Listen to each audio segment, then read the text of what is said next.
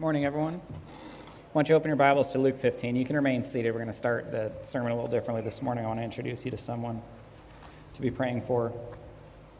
So turn your Bibles to Luke 15. So I'll try not to give you too many names, but a little background. I want to discuss a gentleman named Josh Thomas and invite you to be praying for him. And so the relationship with him is when I was candidating to come here, the elders had given me the name of another pastor, John Thomas, to serve as a reference.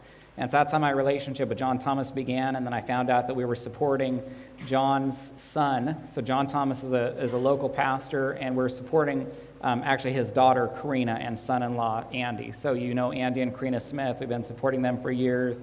Andy and Karina have shared here many times.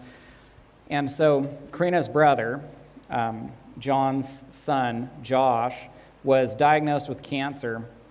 He has 10 children, and they're expecting their 11th child, and the cancer seems to be very aggressive. And I've been following, subscribed to receive the journal entries or receive a notification when Josh's wife, Rebecca, provides another journal entry.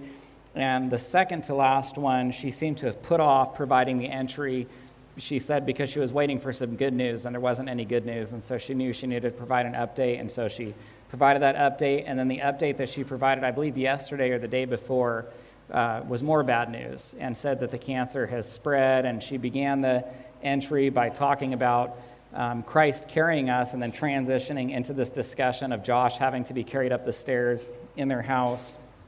And so it just sounds like a terrible situation, thinking about this father of 10 with children with an 11th on the way, the cancer spreading through his body, the amount of pain that he's in.